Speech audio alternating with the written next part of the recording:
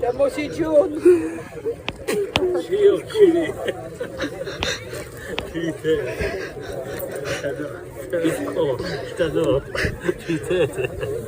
Demain, tu sais qu'il sera là, ton enterrement. Réellement, le mec, tu sais qu'il sera là le jour de ton enterrement.